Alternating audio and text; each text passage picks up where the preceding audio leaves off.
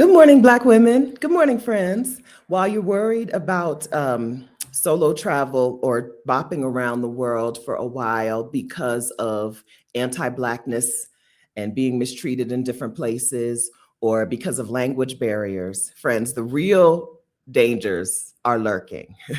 Let's talk about the real things you need to worry about. We're not going to talk about the things that are myths in your head. Let's talk about the real dangers of solo travel, of bopping around the world long term as a nomad for Black women and Black women with their children. My name is Stephanie Perry. I'm a house sitter and the creator of House Sitter School. I'm the co-creator of Exodus Summit. I help Black women on this channel take career breaks and sabbaticals, bop around the world as a nomad, move abroad while embracing ease. If you're into that, hit subscribe. From September of 2015 to July of 2025, I bopped around the world solo. I saw the world as a solo person. I did things that maybe would seem like asking for trouble, asking for the danger to knock. And since 2020, I've been the co-founder of Exodus Summit and have helped countless, literally thousands of Black women and their families leave the United States. So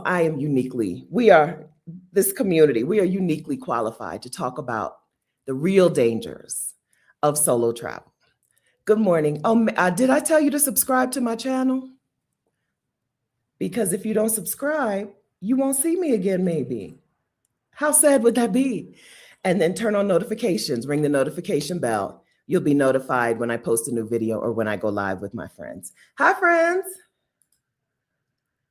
Good morning, Mini-Me. Good morning, Phyllis. Good morning, Natalie. Good morning, Elaine Gordon. Hi, Kim Nelson Wright. Hi, Patricia and Journey with Doe and TC Bean. Hi, Yanniverse. Hi. Claudia, hi April. Good morning, friends. How's everyone? Good morning, Stephanie and Black Diamond and Amina and Vam. Good morning, Fleur de Lis Living. The next chapters of life, do all along, family in training. Good morning, everyone. How's everybody? Just last week on this YouTube channel, we talked about the language barrier not being a real problem. If you're an English speaker, the language barrier when you go abroad is not a horrible problem. And then you can just learn the language when you get there. Okay. Okay. That's the synopsis of last week's video. So let's talk about what some of the real dangers are. I have 7 listed out. Actually, while I was in the shower this morning, I came up with an 8th. So let me go ahead and pull up my notes. I have the dangers listed out. We're going to talk about the real dangers. I'm going to list them for you now.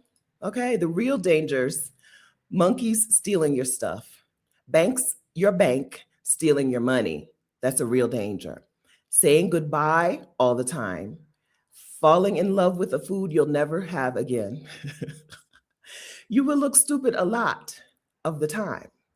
They're bed bugs, port wine. And people will say they're coming with you and they don't come. Those are the dangers of travel. Okay, so let's talk about these real dangers of travel. So when I told you September of 2015 to July of 2025, I traveled around the world solo. I mean, I still travel the world solo, but now I pay rent in Bogota, Colombia, in my apartment. But so I'm not a nomad anymore. But I'm still a traveler. I still know travel things. Don't worry. I'm not going to forget all the travel stuff because I have an apartment. The first place I traveled long-term solo was Southeast Asia, plus Australia, plus a little tiny sliver of Europe. And so most of these dangers are things that either happened to me or that I saw happen to other people while out and about solo traveling as a nomad. First, monkeys steal your stuff. You're worried about anti-Blackness, right? You're worried about people going places and people being like, we don't serve colors here. What you really need to worry about is monkeys stealing your stuff. If you go to Southeast Asia and they tell you to come to the monkey forest, don't bring nothing important to you. Okay? Not nothing. Don't bring your passport with you. Don't bring extra money with you. If it's what's the Cambodian money? I can't remember Cambodian money, Cambodian whatever. Don't bring anything important. Don't bring your fancy camera. Okay? Monkeys steal. I don't know if people train monkeys to steal and bring the stuff to them, or if monkeys are just, I think it's just monkeys are being jerks and they will steal your stuff. When I was in Cambodia, I took a little fisherman boat. And it wasn't a fisherman. It was a boat for local men. It was all the people on the boat were local workmen who lived on the mainland and worked on the island. And I take this boat. The men were so nice to me, and they shared their beer with me on the boat journey because it's not the normal boat that tourists take, right? They were very happy. I'm pretty sure I got engaged to one of the fishermen on the boat. And then I go to this little island. There's one hotel on this side of the island. The rest, all the tourists go to another part of the island. There's one little hotel. It's so cute. And they have a little swing out into the water, out onto the ocean. And I happened to have been there when the only couple who had been there before me, they checked out like my first or second day there. So and they told me that nobody's coming for like 2 or 3 days. I have the resort to myself. I have the beach to myself. And I'm going to have a photo shoot on this beach with this swing on this private island at sunrise or sunset. I got my little tripod. I carry a little tripod with me. This is the one I have today, but this isn't the one from 2015, right? Got my little mini tripod, got my phone. I'm going to set up. I'm looking cute. I'm setting up to have a photo shoot. I had not really seen or noticed monkeys on this island until I put my phone in that sand. And then here they come, walking towards me.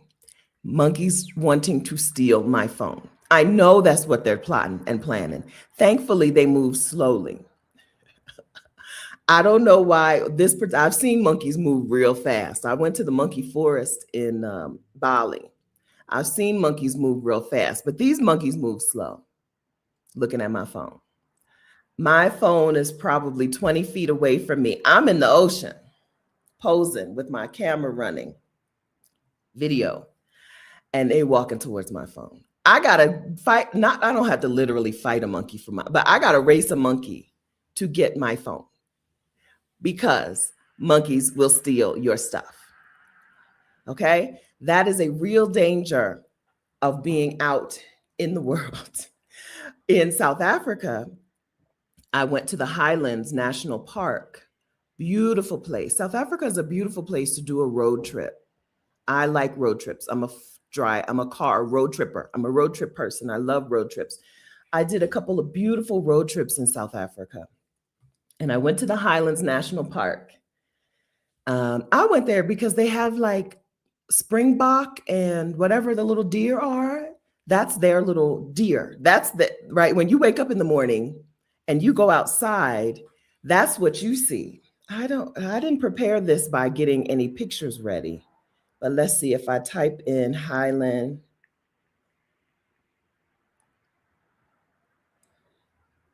Okay, first pictures that come up. But can I show you a picture of the deer?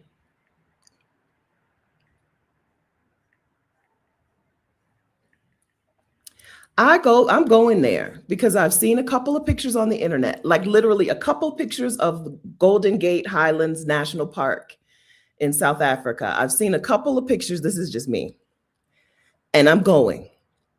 I had a little tiny bit of a budget to stay in a hotel. I had been staying in hostels most of this time, but I got a little bit of hotel money and I got a rental car and I'm going there.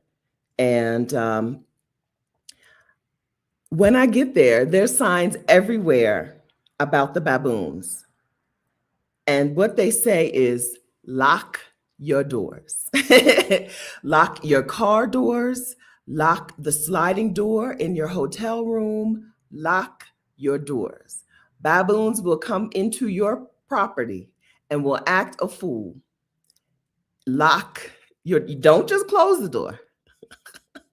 You can't just close the door. You got to lock your door. April 2017 is when I was there. Let's see if I can show you a picture of the little deer. They're not, I don't have a picture of springbok because I don't even know if these were springbok, but they were April, little tiny deer. And I actually saw a baboon. I think Mama, I saw a baboon carrying a baby on her back, but I didn't get my camera out in time to take a picture. And after I didn't get my camera out, I was like, it's probably for the best because one of them probably would have stole my, one of them probably would have stole my stuff. This is me driving to the national park, right? There's a man, just, driving horses around like, okay. The little tiny, can you see him? This is Golden Gate Highlands National Park in South Africa. Gloriously beautiful. Gloriously beautiful. These are just the little tiny deer. Wait, are these the deer or the horses? I don't have my glasses on. No, these are horses. Let me find a picture of the little deer. I don't remember what they were called. No, I can't see. I can't see. Those are the horses. Those aren't the deer. This is me in my rental car.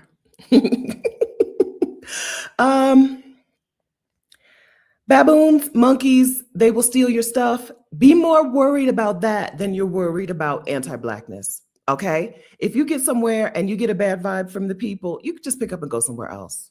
Right? Some places I think are worth seeing, even though those people are probably going to be anti-Black. I think Rome is probably worth visiting. I haven't been there. But some of my homies have. And it seems like a place worth visiting. If you're into history, I love churches, right? I want to go to that church in Milan, right? I love going to churches, seeing the churches. I don't go to church, but I love seeing the churches. I saw a really cute church here. The park here in Bogota that I like, Parque Verde. There's a church right on the outskirts of the park, or right in the park. For one section of the park, it's only most of the sections, but for one section, it's not even a full block, right? So there's a church in the park. And for the first time that I've noticed anyway, I walked by while they were having service and I never noticed that you can see in. It doesn't have like real doors. So you could see the priest performing whatever they performed during the service. I love being around churches. But Milan, Rome, and Italy anyway. Italy, they have a reputation of being not too nice to Black people, especially if they think you're from Africa, especially if they think you're African. They have a reputation. I'm still going to go. I'm still going to go. You know what I'm not going to do? Stick around. If they don't treat me nice, I'm not staying, but I'm still going to go see it. While you're worried about anti-Blackness, what I'm saying is you need to be worried about these monkeys. Okay, the next thing that steals from you is your bank. The real danger of traveling solo, long-term or short-term, is your bank stealing your money. You need to be more proactive about what bank you're using if you're going to travel full-time or travel long-term. That 3% foreign transaction fee will eat you up. ATM fees will destroy you. If your bank charges you ATM fees and doesn't reimburse your ATM fees, and they charge you a 3% transaction fee, you shouldn't be traveling long-term using that bank account. Get a different bank account, right? I don't care. You can stay loyal to your bank, but use a bank account for your travels that does not charge a 3% transaction fee and that will reimburse your ATM fees. USAA got me for life, right? USAA and me, we're not breaking up. I'm not doing anything to risk my relationship with USAA. I'm not risking it. We go together real bad because USAA charges no foreign transaction fee and because USAA reimburses me my ATM fees. I would recommend that you do that too. So if you're not eligible for USAA, who do you go to? I'm gonna put on a little bit of blush. Mostly I just smear lipstick. This is just me smearing lipstick on my top of my cheeks and calling it blush. Because I'm in Bogota with cloud coverage, a lot of cloud coverage, the undercolor has changed. I feel like my undertones, do your skin undertones change? I am much more under yellow, sallow than I've ever been. I've been an orange undertone, orangey red undertone my whole life. And now when I look at my face, I just see sallow. I would prefer not to. And the main culprit where I see it is on my cheeks. And so I really enjoyed wearing blush lately, which is really lipstick. I'm just putting lipstick. Either my undertones have changed or just being in a cloudy place means that I'm seeing my face in a way I've never seen it before. So I need a little extra color. Charles Schwab has a wonderful reputation with travelers. Charles Schwab is an investment account, but it comes with what you'll use as a checking account. So don't get scared when you go to Charles Schwab's website and it's like, this is not a checking account. People use it as a checking account. So go there. Another one just popped. There's another one that's popular in this space. But anyway, your bank charging you ATM fees and 3% foreign transaction fees, that's danger, girl. Okay? That's danger. They're stealing from you.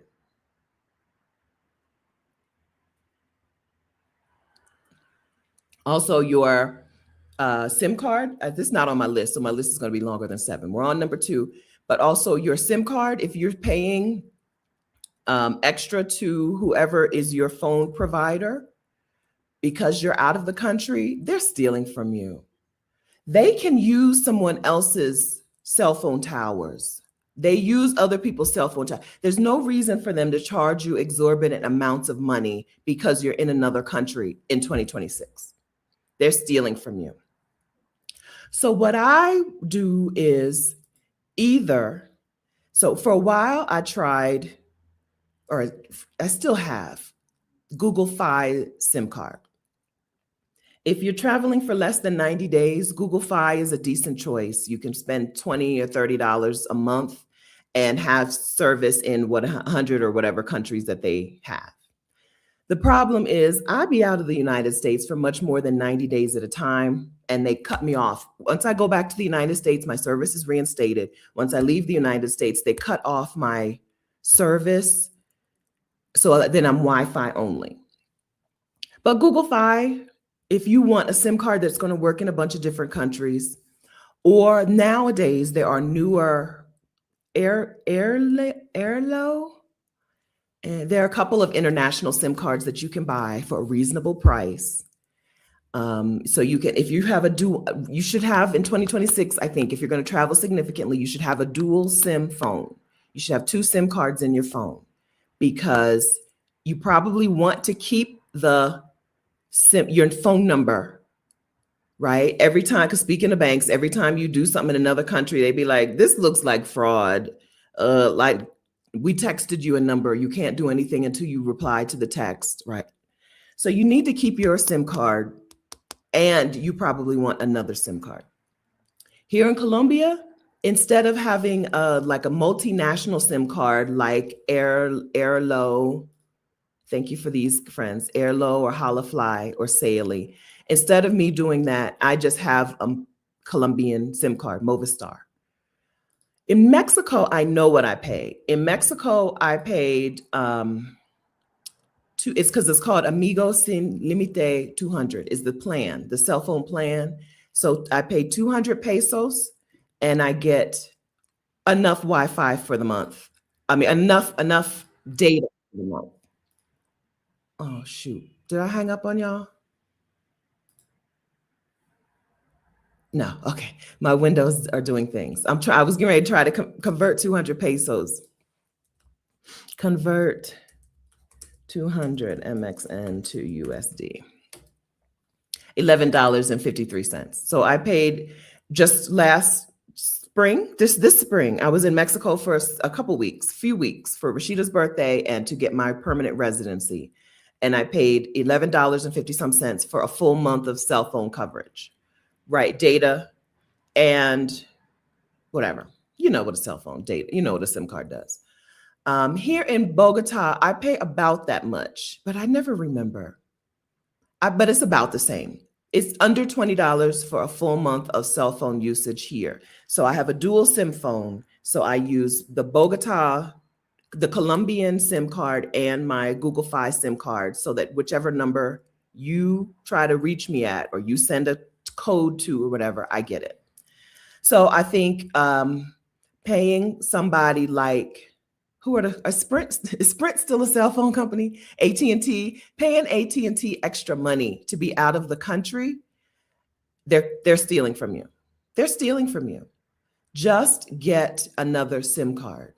You can keep your SIM card, let them know you're going to be out of the country, turn the data off for that SIM card if you don't want it, right? Be Wi-Fi only on your US SIM card. If they're going to charge you a bunch of money to use data in another country, turn off the data. Be Wi-Fi only for that SIM card, and then either get a local SIM or get one of those international SIMs. Halisi, good morning. In Portugal says we pay $70 for 2 cell phone plans, all the data you can stand, right? All the data you can manage, $70 for 2. Yeah, and Mexico, like I said, Mexico, Amigos Sin Límite, $11.53 today, right? And so it doesn't make sense to pay extra money to your cell phone carrier because you're going to be out of the country when you can just use another SIM card. If it's going to be more than $11.53, if it's going to be more than $11.53, they're stealing from you. Cut them off, right? Turn off the data and use a SIM card that is reasonably priced. Okay. So number 2 thing, danger, your bank stealing from you, and also your cell phone provider, bank and cell phone provider. And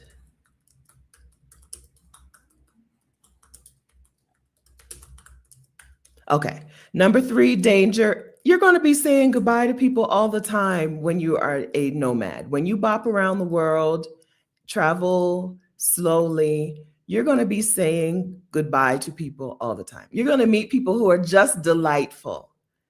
You just are so glad to have met them. And then you're going to have to say goodbye to them and move on. That is a real danger of bopping around the world. All the time, you're just going to run into people. Let me show you a couple. I'm going to put some photos on the screen. I think it's okay. These pictures are 10 years old. They don't look like this anymore. So I talked the other week last week here on this channel, we talked about language barriers, and I talked about the little island of San Vicente it's not the island, the town of San Vicente in the Philippines. San Vicente is on Palawan, which is a beautiful island in the Philippines. If you're going to the Philippines, you might as well go to Palawan. And I talked about how the young man in the scooter drove me around. This is San Vicente. This is the little tiny island, and this is the little tricycle type thing they drive you around on. It's really a motorcycle with a cart over top of it. I know it's blurry, but it's really a motorcycle. It's a motorbike, and then they put a cart over top of it that y'all sit in, and that cart has 2 wheels. And I told you that, and this is he took me to, oh no, this might be, yeah, this is San Vicente too. He took me around on the island on the little cart. This is me, my legs in the little cart, right? That's him beside me, my legs in the cart. And this is the beach where I got leishmaniasis. This is the 7 Mile Beach, something, where they said, don't go there. And I was like, I'm going there. And this is him laying under the little hut while I'm on the beach enjoying my life, because I had him for hours. But I want to show you the girl, my friend. I want to show you. Maybe it's not going to come up under San Vicente, and I just need to put in the date again. So I stayed in a little guest house in San Vicente that I believe I found on Hostel World, or maybe it might have been on Airbnb. I don't know. I don't recall. This is December 2015. And next door to me in this guest house hotel, it was a little tiny hotel. Next door to me was a younger girl. You know, I was 41. She was in her early 20s. Her boyfriend got a contract job in San Vicente doing some sort of construction work. So she would come with him. He would work Monday through Friday. She would come with him and stay with him in the hotel all day while he was at work.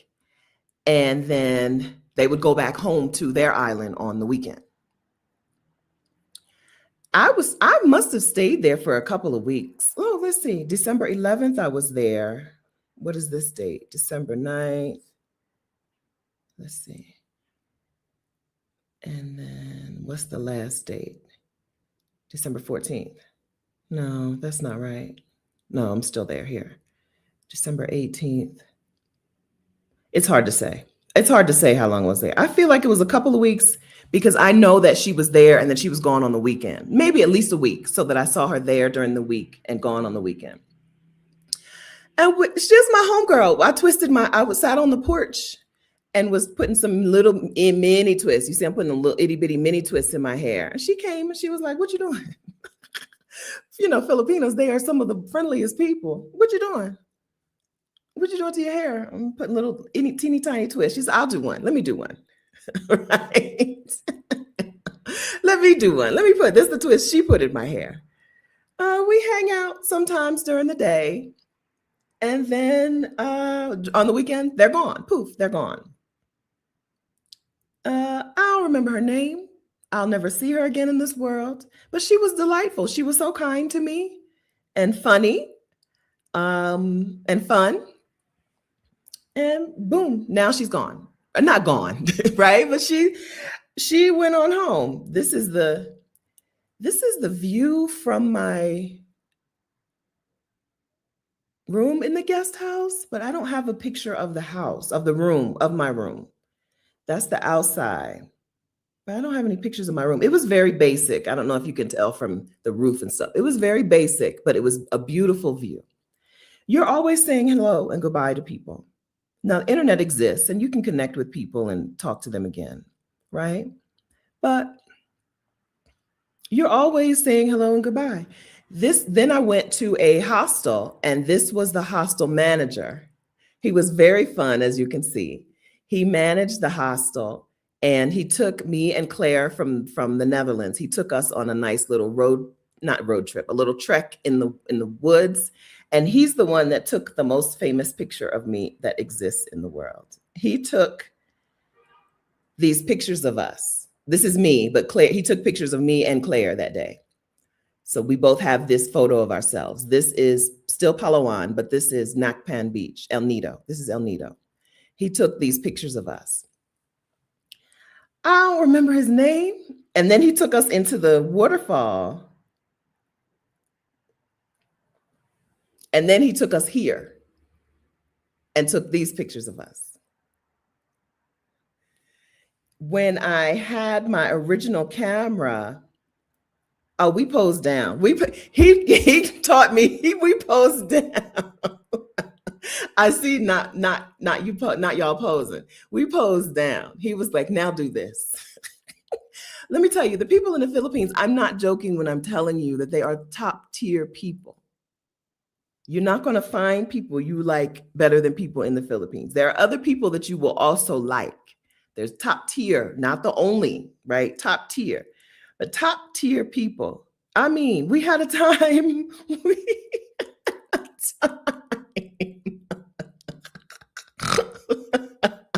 That's his bestie. I don't know if that's his bestie. Might have been his boyfriend. You know, this was 2015. I don't know. I don't know if he would have felt comfortable saying this is my boyfriend, but we had a time out there at this. We took photos.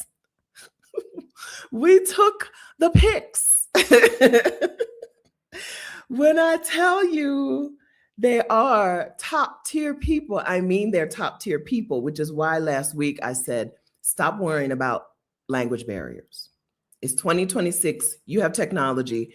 Learn the language when you get there, but you don't need to cross places off your list because of language barriers. Stop worrying about that. Instead, get yourself, go to places and be connected with people and stop worrying about people being the enemy or stranger danger. I mean, use your good sense. We covered it last week. Use your good sense. I'll drop last week's video in the description of this video. Use your good sense. But people out here are better than you expect them to be. And you're going to miss out on a whole lot if you're so concerned, so convinced that you need to buffer yourself and protect yourself against other people instead of being with other people. But one of the dangers of full-time travel, one of the dangers of bopping around the world is you're going to say goodbye to them people. Now, I've seen Claire 3 different times on 3 continents. I saw Claire in the Caribbean, the woman from the Netherlands. Right? So it's the internet exists. Y'all don't have to say goodbye to forever. But one of the dangers is meeting people, having the time of your life. And then you just say goodbye. Bye. Thank you. He and I were friends on Facebook for a while. I don't really look at Facebook like that. So he might still exist on Facebook. Claire and I are still, I see Claire, it's like she's Dutch. And if you watched Rashida's video, you saw the conversation with, not Tracy. You saw the conversation about how the Dutch view work and time off. So it should not be too much of a surprise to you that Claire be going. She be all over the world. She takes salsa lessons she goes to South America to take her salsa lessons, right? She goes to the Caribbean to get her beach time in. So you see her all over. I see her still all the time, but I don't see him.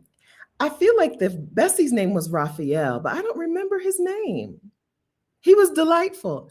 Now pose like this. Now do that, right? Now let me take you here. I don't know if we would have known about the Twin Beach because you have to go up to notice how it looks. When you're on the beach, right? The hostel was walking distance to the beach. When you're on the beach, you notice how it's split. But I don't know that I would have thought to walk up there and take a picture of me walking in the grass down. I mean, look what I would have missed out if I had been like, you can't go with strangers. You can't trust these people. I'm not even going to go to this little tiny island because, it could be dangerous. Instead, this picture is epic. I've sold this picture. I have put it on free platforms. People use it on their website for various things as a stock photo. It's a stock image now. That's me. He took that picture of me, right? This is before I walk down, right? This behind the scenes, right? That's me. All because one day at the hostel, he was like, my work is done. What y'all want to do? This is all that same day. This is a chicken sitting on the restaurant table. A couple was sitting at the table eating mussels, a whole bowl of mussels. Once they got up and left, and I guess the chicken was like, y'all left too much food on this table. The rooster got up on the table and finished their meal. That's Palawan. Okay? Danger. Saying goodbye all the time. So danger number 4, the 4 real danger of solo travel and long-term travel and bopping around the world is you will fall in love with foods you will never have again. Unless you go back to that place, you will never taste that same thing again. I have had mango sticky rice in other places, but mostly when you go to Thai restaurants around the world, they have mango sticky rice on the menu, but they don't have mango sticky rice in the kitchen. You know, mangoes, they have a short season, but frankly, I don't care about that. I want my mango sticky rice. I want my papaya salad, my What's the soup I like? The hot and sour soup. And I want my mango sticky rice. And I don't care what month it is. Please give me mango sticky rice. Yeah, we're talking about the dangers right now. Danger number 4, falling in love with food you will never have again. I want my mango sticky rice. Nasi goreng in Indonesia and Malaysia is spicy. It's hot, hot, hot. Have you sweating? You have nasi goreng anywhere else, it's not the same. In the Netherlands, because Indonesia's I don't under because of Indonesia's relationship with the Netherlands, lots of Indonesian people in the Netherlands, and so in the grocery store, there's the package. When you go to the grocery store, you can buy prepackaged Indonesian food. It's never the same. First of all, prepackaged grocery store food is not going to taste like the food when you sit down on the stall and the lady makes it for you right there. But I've never had nasi goreng that made me just want to shimmy and dance like I had in Indonesia. I love rice, first of all. But that's the danger. You're going to fall in love with food that you're never going to really have again, right? We went all the way back to Vietnam so I could have banseo, because I've not seen banseo anywhere else in the world, not on a menu. I want my pancake. I want my seafood pancake. I want my banseo. I want it in the rice paper. Give me a little bit of lettuce or something. I want my banseo. I'm in love with this food and I never can have it ever again until I go back to Vietnam. It's a danger. Prepare yourself to fall in love with food that you will never have anywhere else in the world. Okay? Don't say I didn't warn you. Danger number 5, you're going to look stupid a lot because you don't know anything. You don't know how things operate. You may not know the language. You don't know how to get around. You will look stupid a lot. And that can be hard for Black women to get over. It can be really hard for Black women to not know how things operate. So sometimes when you go places, you see Black women in their 60s and 70s only eating the food that they're used to eating in the United States and only going to the stores that they have in the United States because they are afraid to look dumb, afraid to look like they don't know what's happening. But like, that's travel. That's life abroad. You don't know. I do have comfort places and comfort foods that I will eat when I get tired of making decisions. Here in Colombia, I get tired of making decisions. Rappi, deliver me some Burger King. I'm tired of choosing. I'm tired of deciding. Burger King, right? Burger King. We got Burger King. We got Burger King, McDonald's, Pizza Hut. I don't like Pizza Hut in the United States, but I will eat Pizza Hut abroad, right? We got too much good pizza for me to be eating Pizza Hut. But sometimes abroad, it's just a comfort feeling, right? But sometimes you see Black women in my age or older who only do those things, who only eat those things, who only go to the places that they already recognize because they're afraid to look stupid, right? Because they're afraid to not know how things work, not know what's going on. That comes from Black women not being given a lot of grace in the world and having to always be perfect. But one of the dangers of solo travel, it's going to force you to get rid of that perfectionism. And KFC worldwide. So here, this is one of the places I've been where I don't like KFC. I'll eat KFC around the world. And Keena Williams, who was one of the first women Rashida and I ever interviewed together on the Exodus Summit.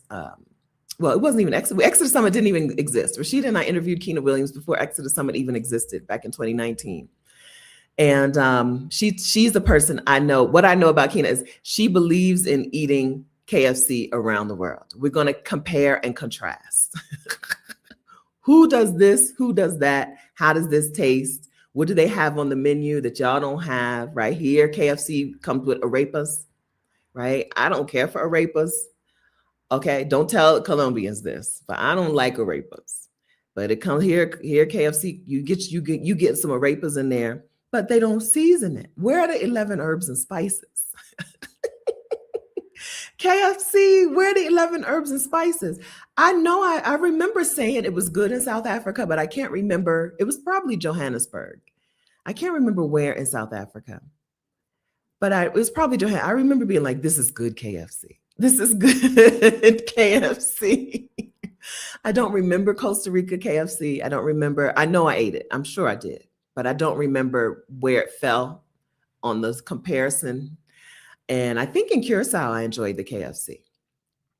Right? There's comfort food that we know what it's going to be when we get it, and we're going to order it. But you do see women not try other stuff because they're just so afraid of looking dumb. You're going to look stupid. Okay, you're going to sound stupid. You don't know. You don't know how things work there. Right? But most people, they're going to be so gracious to you. They're going to be so glad to see you trying their country. Right?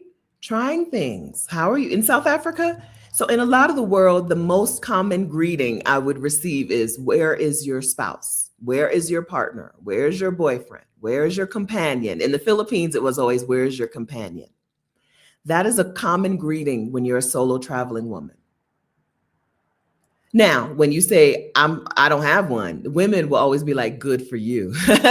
Right? They're not judgmental in that way, but they always ask that. But in South Africa, the most common greeting to me was, how are you enjoying my country? They want you to enjoy it. Go ahead and look stupid. I was not going to go to the Kirstenbosch Gardens in outside of Cape Town. I wasn't going to go. I've been to gardens. We got Longwood Gardens in where I live. I wasn't gonna go. And them Black South Africans were like, oh, yes, you will. You will go to Kirstenbosch. It was so delightful that when we went back for the Exodus Summit meetup, we all went to Kirstenbosch. But I didn't know. I didn't know that was a thing I had to do. And I let them tell me what I had to do. I let them tell me how to not. I let myself look stupid and not know things. And I let people tell me what to do. Sibby says in Korea, they ask you, have you eaten? And how old are you? How old are you is funny. Why? Have you eaten is very nice, I think. That's a very nice question to ask a stranger. Have you eaten? Right? I've been asked around the world, where's your husband? Where's your boyfriend? Where's your companion? But when you tell a woman, I don't have one, they say, good for you. All the time. Michelle, I was so proud to stumble through my Subway order in Spanish at the bus station in Guadalajara. Yes. It's okay they know, as soon as you start talking, they know you're not a Spanish speaker. If your Spanish is not on a conversational level, they got it. They know, right? Now we know. Now you don't have to feel bad about it. The cat is out of the bag. Okay? Secrets revealed. Now you don't have to pretend. Lee, once you have a stomach bug from eating something, you avoid trying other stuff. No. I don't think that's how other people do it. I think once you have a stomach bug from eating something, you say, oh, I don't eat that thing again. That doesn't mean you don't eat the food ever again in that place. Because if that's the case in the United States of America, you would starve. Because y'all got a deadly stomach bug going around right now. Does that mean you don't eat any food in the United States of America? No. Right? The United States is poisoning y'all right now. I don't know if you heard. What's it called? Cyclo something? Okay. Y'all can't eat no uncooked foods right now in the United States. Okay. It's the same in other places, or even easier in other places. From a stall, I'll generally eat any hot food, right? I grew up in a household with a dad who would come out from working on a car in the garage and start cooking food. And you'd be like, did he wash his hands? Did he wash his hands? I'd be like, if it's hot, I'm eating it. Okay. Let the heat kill whatever he got on his hands. So I may be a little less concerned than other people. I tell my mom all the time, I'm like, if it's hot, I'm eating it. Okay. I'm not, if he comes in from the garden and he makes a salad, because he grows vegetables and stuff in the garden. If he comes in from the garden and he makes a salad, I'm not going to eat it unless I've seen him wash his hands. Right. It's the only thing that we'll yell at each other about. I'll be like, can you please wash your hands? Leave me alone. You don't tell me. Right. But hot food from a stall, I'm eating it. The thing that tore me up one time in Mexico was salsa, right? Salsa. I feel like they probably cut up some meat on a cutting board, and then they cut up the vegetables for the salsa. That salsa tore me up. You know what I still do in Mexico? I still eat my tacos and my salsa. Verde, salsa roja. I don't think they call it red sauce. They just call it salsa and salsa verde, right? Or whatever. Whatever it is, I eats it. I don't have no questions. The United States of America it's you're in danger in the United States of America. If you can survive that, if you can survive the food killing you, the police killing you, you can survive other parts of the world. You're prepared. You're more than prepared. You're over prepared. You're over prepared for the test. I just let everything.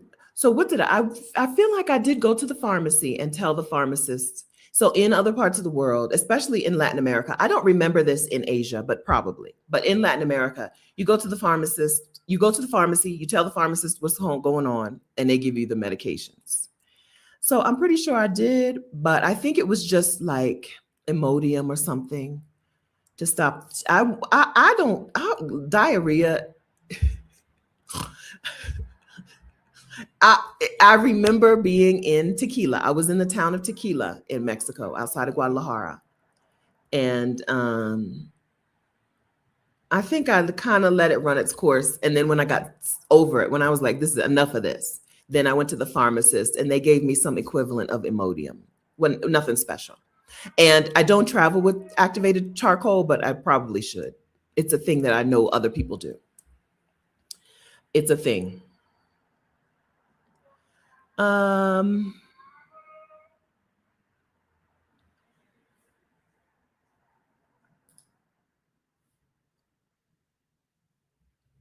Yeah, that's the question I saw. But okay, danger. You will look stupid a lot.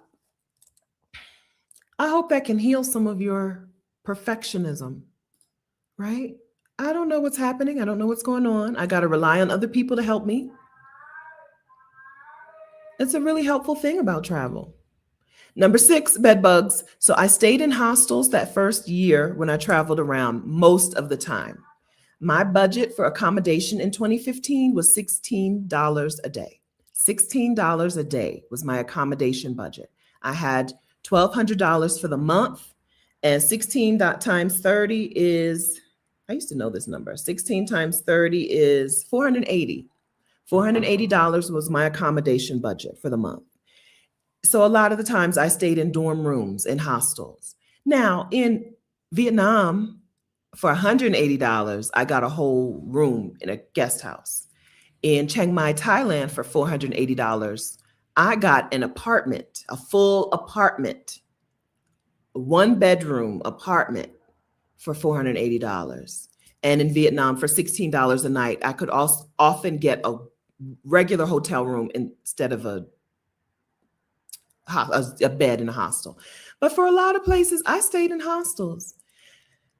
And so I had to read reviews and see how clean people said it was. And then I was not interested in bed bugs. So I traveled with this thin sheet. It was like a silk or polyester sleeping bag, basically, that I would put in the bed, pull off the main cover, the blanket or whatever, and the sheet. On top of the fitted sheet, I would put this slip cover and then I would slip into that slip cover and never touch their sheets. That's what I did in hostels for probably that full first year. I also stayed in hostels most of the time in South Africa. There were times when I didn't, if I stayed in the hostel for days and I saw how clean things were, sometimes I would take the sheet out, wash it, and not, and have the laundry lady wash it and dry it, and then just never put it back on. So I don't mean to say that I slept in that thing every single night, but I always started in it. Sometimes I stayed in a hostel for 6 days. Sometimes I stayed in a hostel for one night, right? But that's the thing I used. I also used it when I think I used it when I did overnight buses in Vietnam. I traveled from north to south slowly, and some of the times I was on an overnight bus. I took an overnight bus from Bangkok up to Chiang Mai. I know that. And I took overnight buses in Vietnam sometimes. And I think I used that then too. Bed bugs are a real danger. I don't want it. And so that is a thing that I used in hostels. I don't know what happened to it. I probably washed it few too many times and got holes in it or something. I don't remember. I don't know when I got rid of it or what happened to it. But I stayed in many a hostel with dorm rooms. I prefer hostels that have women's only rooms. There are women only hostels, a whole hostel. In Penang, Vietnam, I stayed in the most delightful hostel. It was women only. And I said to one of the other young ladies staying there, I was like, I wish I could carry this place around the world with me. I wish I could pick it up and carry it. I like a good cubby hostel instead of a bunk bed, right? A cubby where nobody can see anything. Usually they have a cubby with a curtain and you are blacked out. Nobody can see you, right? I prefer that, but I don't need that. I don't mind a bunk bed. And I prefer women only rooms. Although I've been in many a hostel, many a bunk bed where the other person on the bed was a man and he snored. I probably snored too, but I can't hear myself. So.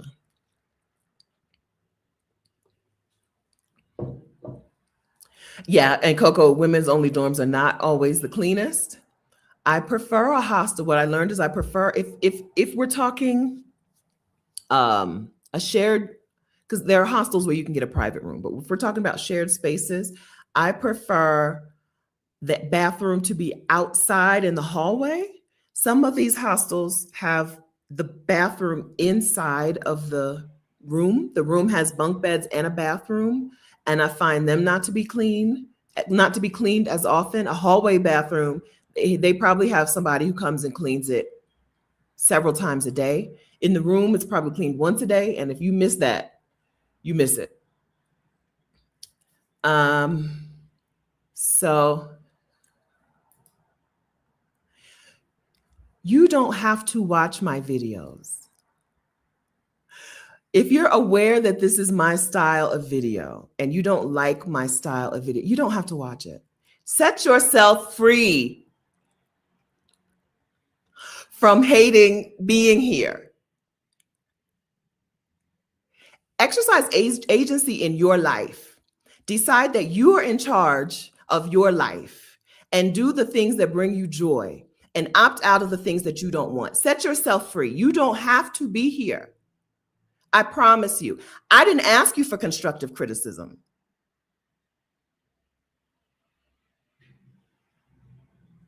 I don't know if I've ever asked anyone for constructive. I did not ask you. Set yourself free with your AI picture. Set yourself free from being in places you don't want to be. Don't come onto somebody else's space where she is creating community and actively work to sabotage that. If you're not able to speak to Black women with loving kindness, leave us alone. And in particular, leave me alone. You do not have to be here. Nowhere, there's no place in your life where you have to be. Nobody. This is for everybody. You don't have to be there. Opt out of things that don't serve you. I don't live in the United States of America because it does not serve me. I've opted out. You can opt out of this YouTube channel. If it doesn't fit your needs, don't stay here. Exercise agency in your life.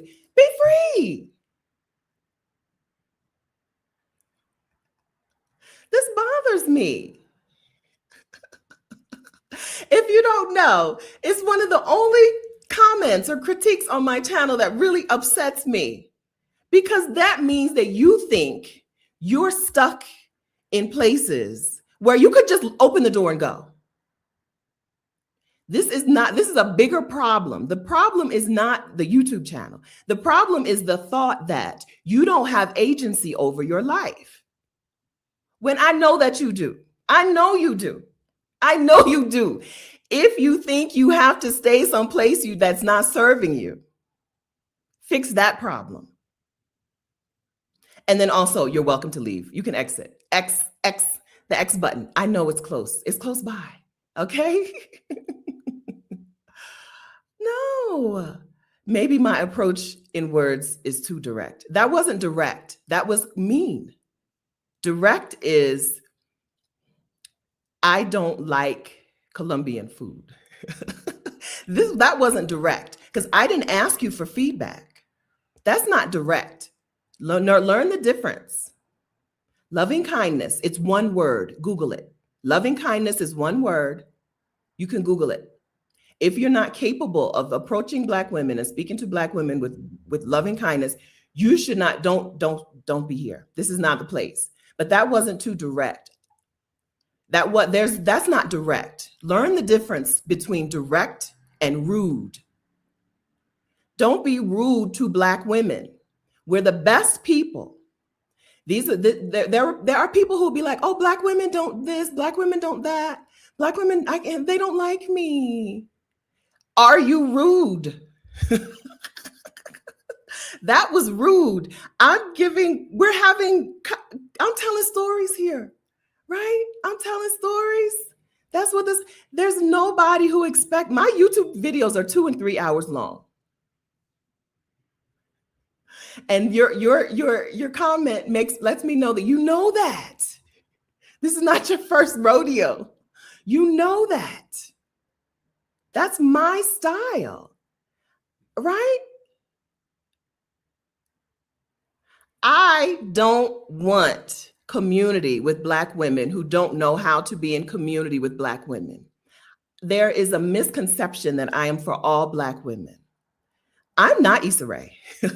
Issa Rae says she's rooting for everybody Black. If you're not capable of being in community with Black women, I'm not interested. Go. Be free. I promise you, I'm not Issa Rae. I promise you, I'm not rooting for everybody Black. Okay? Because there are Black people who are not capable of being in community with Black women. I'm not interested in being in community with you. Thank you. Number 6 was bed bugs. Okay? Real danger of traveling abroad long-term or bopping around is bed bugs. Okay? All I can tell you is I use that thing. I don't recall ever having a bed bug problem. Now, I did contract leishmaniasis on the beach, but I don't recall ever having a bed bug problem. And I stayed in hostel after hostel after hostel after hostel. Okay. Yeah, I do too. That's why I said which AI photo. I do too. I 50-50. I would say 50-50 chance. Because, also Black women in their 60s are in love with them AI photos of themselves. So 60%, 50-50, 60-40.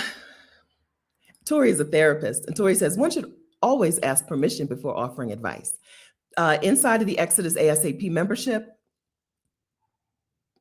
yes, I believe I can say this. All right. Tori and some of our other favorite Black women therapists are doing some coaching inside of the Exodus ASAP membership for the month of August.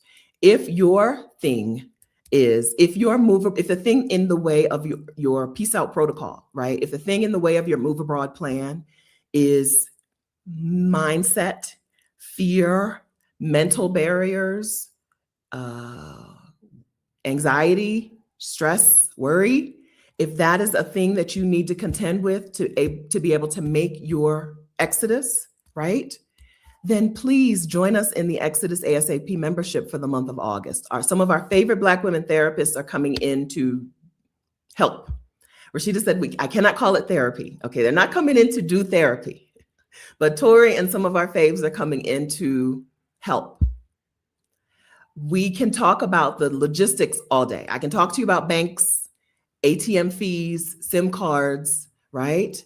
But if you are afraid to take action out of fear or mindset hurdles, or you're afraid to leave your job, you're really good at you have a plan together, but you're just afraid to pull this ripcord and actually retire, right?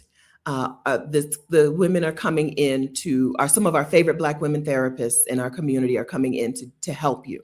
I don't know what therapy costs, but I know it's more than a month in the Exodus ASAP membership. ExodusASAP.com. Buen dia, Amina. Amina is saying, Amina is the one who gives things names in our community. She does much more than that. But one of the things that we lean on her for is naming it. So she's calling August Mindset Reset Month. I love it, Amina. Thank you. ExodusASAP.com is where you go. If you are a Black woman who is interested in taking a career break or sabbatical abroad, or moving abroad, or bopping around the world as a nomad like I did, if you're interested in leaving the country, making a change, and you need to get your plan together, your peace out protocol, join us in the Exodus ASAP membership. August is a great month to be there because we're doing the logistics and the mindset, okay? And this was Amina's idea. Amina and Rhonda run our accountability group sessions. And so Amina came to us and was like, it's mindset time, y'all, okay? We've done the logistics. We did the money month. We did the get your next 3 clients challenge. Amina was like, it's mindset time. We got to work on this. So join us in ExodusASAP.com for the month of August 2026. If you're watching this later, August 2026 for Mindset Month. If you want to get your peace out protocol together and you want to be able to take action, right? You want to get the plan together and you want to do the plan, right? We don't want you to just get the plan together and then let fear win. I'm still trying to get my link. Why is it taking me so hard? Here, copy. It's the link is in the description. So if you're watching the replay, hello friends in the future. I hope it's awesome there. The link is in the description of this video already. Okay. Zapadilla woman, I met Rashida in Panama on Wednesday night. Beautiful person. Rashida is on her way to, the Medellin meetup is happening next Saturday. And I believe Rashida will be there. But she stopped by Panama for several days. And I got to meet and re-meet and see again some of the women in Panama. And they had a fantastic time. I don't know who Zapadilla woman is. I know, I saw pictures. I don't think this is, I saw pictures of Sibangile. But anyway, yes, right? Okay, I think I can go back to the dangers. 7 dangers. Danger number 7, port wine. Okay. Danger number 7 of traveling abroad, port wine. Let me tell you about this. One day, you're going to be in Porto, Portugal. You're going to see the most beautiful sunset. You're going to go out to the bridge. You're either going to walk across the bridge, or you're going to sit out on the little cliff hill thing, or you're going to take a boat cruise, and you're going to see the most beautiful sunset. And there's somebody around you is going to tell you that you need to go listen to some fado music. So you're going to walk down a beautiful winding street in Porto. You're going to enter a building, a house-looking building, and you're going to see some men sitting in front of you, dressed up in black with the guitar and whatever, and they're going to sing fado music to you. And you're going to be like, I didn't know that white people could sing with some emotion like this. I didn't know white people could emote like this. I don't even understand what this man is saying. I don't, falo Portuguese. I don't speak the Portuguese, But there's some emotion here. You're going to feel the music and you're going to be like, this is a, an experience. I'm enjoying this. And then after they finish singing, they're going to pass around port wine. The singers are going to be there. Other Portuguese people are going to be there, Portuguese tourists, locals. And you're going to drink this port wine in front of them. And you're going to have to pretend like it doesn't taste awful. You're going to have to act your butt off to not disrespect these people's culture when you drink that port wine. It's the most danger I was ever in Portugal. Drinking port wine in front of Portuguese people and not spitting it back into my glass. I deserve an Emmy. Port wine, danger, girl. You in danger. I can imagine port wine is good for sangria. When you're going to put you're going to put some oranges in there, some apples and some grapes. I imagine port wine is good for sangria, but it should not be drunk solo dolo. They're going to you're going to have to drink port wine in front of Portuguese people. It's dangerous. Don't act like I did not warn you, okay? The Aperol Spritz is easy to say no to. Just say no to the Aperol Spritz. Portugal I don't know what their thing is about drinks, but they don't do good drinks, okay? They're trying to force the Aperol Spritz on us. Also terrible. But it's easy to decline an Aperol Spritz, right? Most of the time when you see the Aperol Spritz, there's other things on the menu. Just choose something else, anything else. But that port wine in Portugal, there is a time when you're going to have to drink it in front of Portuguese people. I'm here with you in solidarity. Just swallow it and go on about your day. Okay. Dropping knowledge bombs. I love fado music. Had the chance to see the biggest fado singer, Maritza, 2 times. I'd be like, oh, they got I didn't even know white people could do that. You can make a port wine tonic. It's delicious. No. I am a Malbec, Cabernet, Shiraz drinker. I drink the red wine. I'll drink a Merlot.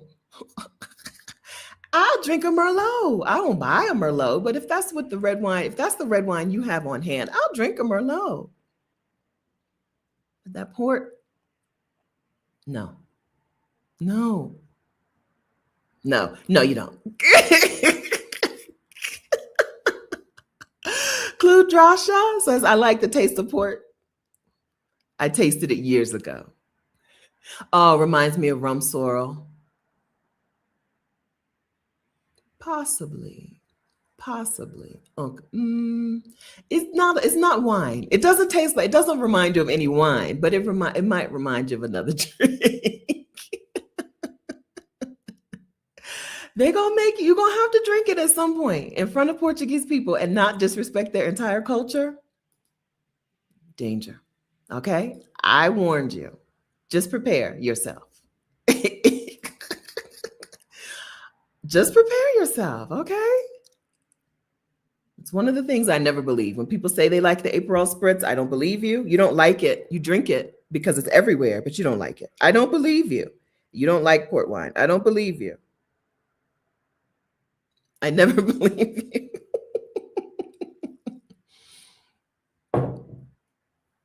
Valerina, that could happen in many places. I think that port wine is the most dangerous of the Courtney, write it down, Courtney. Hi, Evelyn Golden. I think Rashida just ran into you, or just met up with you in Panama, right? Hi. I don't know. I don't danger. All right. So that was danger number 7. And then while I was in the shower, I came up with danger number 8. People will tell you they're coming with you and they're not coming. Okay. If your plan is to organize a trip or something around other people, they will put your thing in danger. If your plan is to organize a trip with other people, that trip is in danger because they're not coming. When I see people organize a trip and they get their women together or their friends or their family together and they actually go, I'm like, how did you do that? How? How did you actually get them to go? Because for the most part, they're not coming. You need to organize it for you. And then if they come along, they come along. But you need to plan it for you. If you keep waiting on them, you will never go. I only, for the very first time, I went to Puerto Rico in 2023 for the first time. Me? I love the beach. I love good food. Why had I never been to Puerto Rico? Because 2 different times, me and whatever friend group I was in at that moment had decided we were going to Puerto Rico, and then everybody backed out and I didn't go. 2 different times, once in my 20s, once in my 30s. And so I did not get to Puerto Rico until I was well over 45, close to knocking on 50 years old, and have not been to La Isla Bonita. It's right there. Puerto Rico is right there, right? And they eat mofongo. And I didn't get there till I was almost 50. They're not coming. Okay? People will say they're coming with you. They're not coming with you. That is a danger of solo travel. Prepare yourself. Just go. Okay? Just go. My thing's not working. Okay? Okay. Hi. Vanita's actively, house sitting a very active Rottweiler. Oh, them big dogs with energy. I'm like, big dogs are supposed to be lazy. What is going on here? Big dogs, their moms put them on healthy diets, and then all of a sudden they have all the energy in the world. I be like, this is not how this is supposed to go. Big dogs are supposed to sleep all day. I hope you're enjoying the house sit. I hope you and the Rottweiler are best of friends, and I hope you have a great view, and I hope you're enjoying today. Thank you for being here. And thank you for letting me know that you're house sitting. Report back, y'all. Report back on your wins. I need to do a house sitting video sometime soon. We haven't sat down and specifically talked about house sitting here on this channel for a while. Just go. They're not coming. If they do come, it's a bonus. If they do come, let it be a bonus. Don't let them derail your trip. They're not coming. I had one dude let me pay for my flight to Spain, knowing he wasn't going. Right? Now I went to Spain, had a decent time. I let my luggage get stolen. So I flew. First of all, I had this TJ Maxx luggage that was Diane von Furstenberg. And I think to a rookie, the DVF, it was brown luggage, and the DVF logo on the luggage could have looked like Louis Vuitton. To a real rookie, a real desperate rookie. I didn't buy it because it looked like Louis Vuitton. I bought it because TJ Maxx, this is in my budget. I'm buying this luggage. So I had the luggage. I flew a little tiny airline from Barcelona to Mallorca island, Mallorca, Menorca, the little islands off of Spain. And my little tiny flight, little tiny plane, little tiny airport. But when we landed, I went into the bathroom first, and the luggage came off much faster than you would ever expect. Even with a small airport, there's still some delay. I go into the bathroom. By the time I come out of the bathroom, everybody has gotten their luggage and left. I've never seen that before. Like, I'm in the bathroom for like 5 minutes and everything is gone, including my luggage. So I was in Spain, and this was my first. So I flew into Barcelona and then flew immediately to Mallorca, and then flew back to Barcelona to enjoy Barcelona, right? So this is day 1 of my trip. I have no luggage, and Andre, who said he was going, did not buy his ticket. So I'm by myself with no luggage, and I still enjoyed Spain. Still enjoyed it. I don't think Barcelona is that girl. I think there are other parts of Spain that are that girl. Barcelona's beach is man-made, and I don't think she's that girl. I think there's other parts of Spain that are better. I've not been there. I've not been to the other parts, but I still had a decent time, a good time. I'd say I had a good time. I went on a day tour. So what I would do is I was in a hotel room and I would wash my, at this point, I probably wore a size 18. Wash my bra and panties, hang them up. I went to they had a, what is that? The store, there's a grocery store and a department store. Carrefour. And they had some size 18 US capri pants. So I have the outfit that I flew in, and then I bought a pair of capri pants. I was like, I don't know if I'm gonna be able to buy size 18 clothes here, right? Carrefour. But capri pants, could not find panties that were gonna work. Could not find big enough panties. So I just washed my panties every day. But I bought capri pants and a couple of tops, and then the outfit that I flew in. And that's what I did. Every day I would check with the front desk. Did the airline bring my luggage? Because there was a small chance that the luggage never made it onto the plane, and maybe the airline was going to bring it later. But I knew that wasn't going to happen. I knew it was stolen. But every day I would check with the front desk. Did the airline say anything about my luggage? No? Okay. And then I would go on about my day. I went on a day tour, and there was a group it was a bicycle tour of Barcelona. And some of the women on the tour were a group of Asian Australian sisters, four women from Australia who were Asian. And they were very kind to me. And when I told them about the luggage, they were like, come hang out with us, be our friend. But yeah, I had a delightful enough time. Like I said, Barcelona, I don't think Barcelona is that girl, but I'm sure the other parts of other town and cities in Spain are better. But check it out for yourself. I did enjoy the Picasso Museum, and the bike tour was fun and whatever. So they're not coming. I didn't have my carry-on. So I had done a tiny bit of travel alone, but for some reason, I didn't have not one extra pair of underwear in my carry-on, right? Now, the carry-on, I have at least a full day's outfit. Even when I check 2 bags, sometimes I'm checking 2 bags, I still have at least 2 or 3 days of outfits plus underwear, extra underwear. But that day I didn't pack right. And I learned my lesson. Okay. Marlo the OG, I'm going alone to Amsterdam. So nervous, almost 60. You're going to love it. Amsterdam is delightful. It looks so different, right? Oh, Europe is so old. Everything looks different.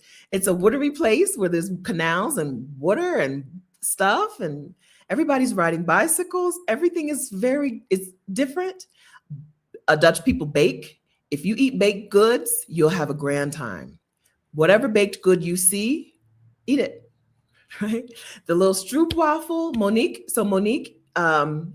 picked me up when I house sat in the Netherlands. Monique picked me up and introduced me to Dutch stuff. Monique has lived in the Netherlands for, I don't know, probably 20 years, right? She raised her kids there.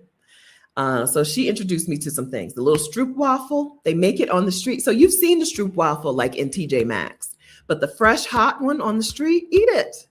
Oh, you're gluten intolerant? Oh, I'm sorry. Maybe try and see what happens. Just pie, they do bake. They bake really well. But any food. And then because of the Indonesia thing, they have good enough Indonesian food, good enough Asian food. You'll enjoy it. It's old. It's on the water. You'll enjoy Amsterdam. There's a lot to do. There's a Black in Amsterdam tour that you may want to take that I didn't take. But everyone recommends. You're going to have a great time. If you're there in August, so if you're going in August, it's probably going to be crowded with people from all over the world. But the Dutch people themselves are helpful people. The other people may be annoying, right? There's going to be people from all over the world in Amsterdam in August. The Dutch people themselves are helpful people. And you're going to have a great time. You're going to enjoy the food. You're going to enjoy the sights. You're going to have a great time. Take a tour or two and ball out. Ball out. Travel with Claire 3. I would love to travel with just my carry-on. For some people, it's okay. For other people, it's just not worth the hassle. That for some people, the hassle of a checked bag is more of a hassle than putting everything in the carry-on. But for other people, it's the reverse. The hassle of trying to fit everything into your carry-on, the hassle of what do I leave behind, sometimes it's just not worth it. Sometimes just check a bag. And then there are other people who are like, I can't imagine checking a bag. When I get to when you land, when you have only carry-on, when you land, you're there. Whereas if you land where's the longest I've ever waited for my luggage? In Mexico City, they had signs and it was like, your wait is 45 minutes. Now, I don't think it was a little less than 45 minutes, but right, that is an annoyance that some people will not stand. They cannot stand the annoyance of having to wait after you get there for your luggage. But if for some people, that carry-on only life is not worth the hassle. The hassle of, well, here's what I can take and here's what I can't take.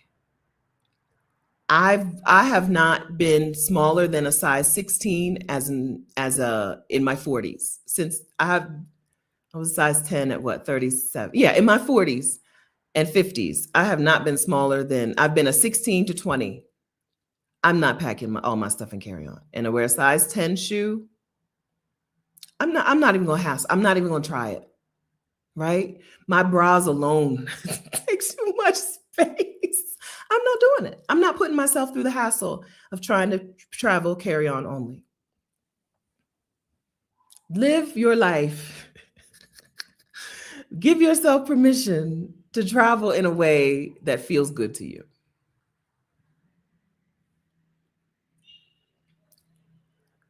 Travel in a way that you will enjoy instead of being hassled. I do use even in my check bag, I use packing cubes. I like the idea of things being in sections.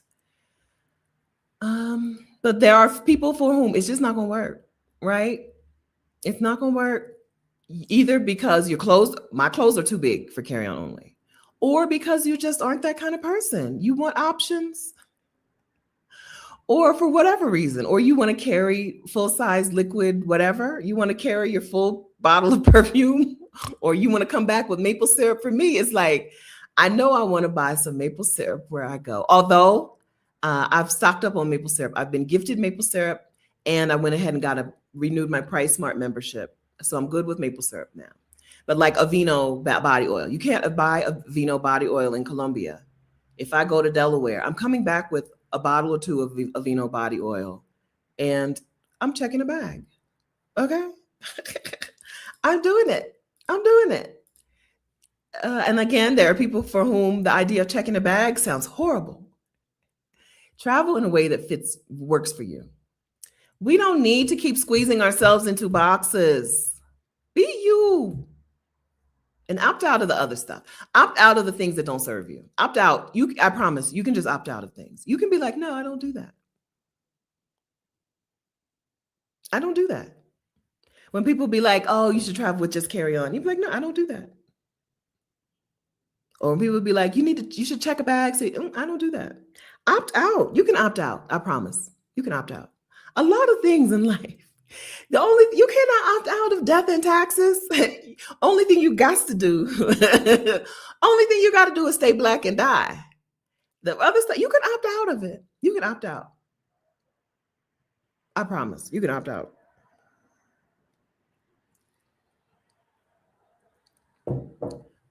Okay.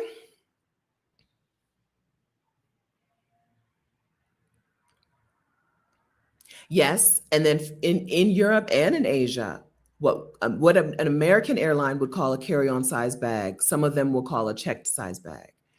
This is when I think I get the most Black privilege.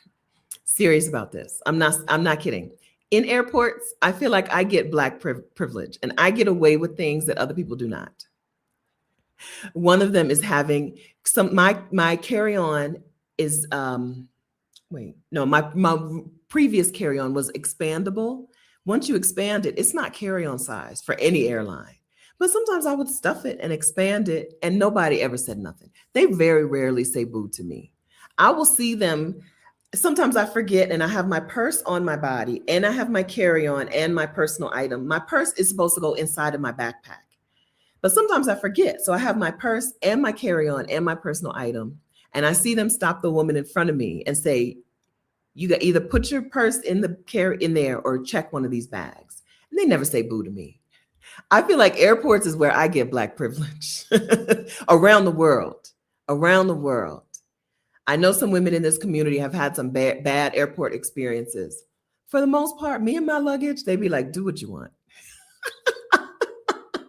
Girl, do what you want. Okay. I see that bag is expanded and it's no longer carry-on size, and you have a backpack and you have a purse. Do what you want. I ain't saying nothing to you. I feel like airport employees, that is where you're going to experience Black privilege.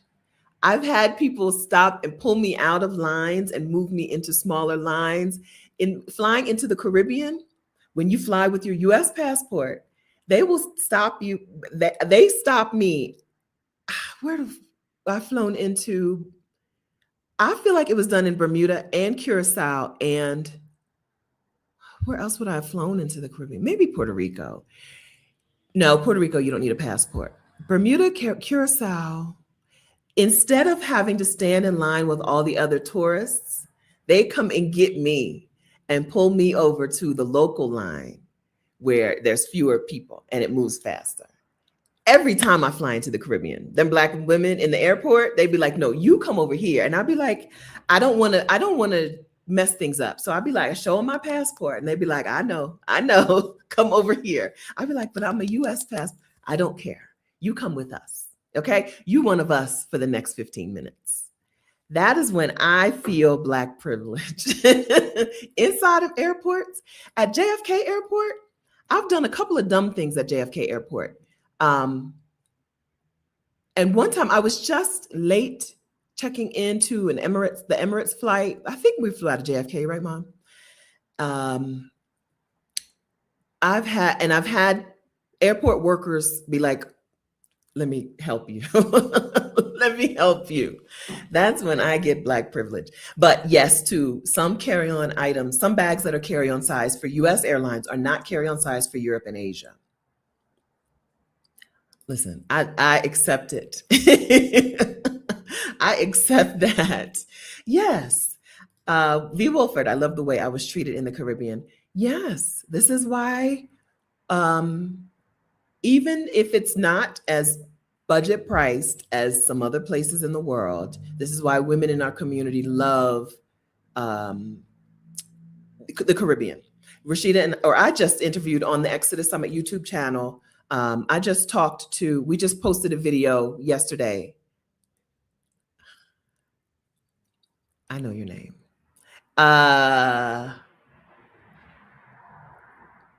Rakia. I just talked to Rakia yesterday and she's like, the Bahamas. I said, where are you going? She has three girls. I was like, where y'all going next summer? She said she wants to spend the summer bopping around with the girls. And she said, I know we're going to the Bahamas, right? It's very nice to be in Black places. Sometimes when you're a Black American person and you're from a place where you see a lot of Black people every day, you don't realize the difference in Blackness when you go to a Black place where everybody's Black, including the people in power. It's one thing to be in like Atlanta and you go to a restaurant and there's Black people in the restaurant, and going to the Bahamas where the president is Black, right? The chief of police is Black. The police officers are Black. The airport workers are Black, right? It's different. It's a different feeling. So I'm really a fan of, I love to see when women in this community spend significant time in the Caribbean, because That's a thing that most of us have not experienced, no matter how black your city is. Wilmington is a black city. I think Wilmington is like 60% black, right? I lived in Wilmington, Delaware. It don't matter. If the president and the Congress and the Senate and the governor and the right, if all the people in power and all the systems were set up to benefit white people at the uh, at our expense, it's a different feeling than being in the Caribbean and being like, oh, this is so black.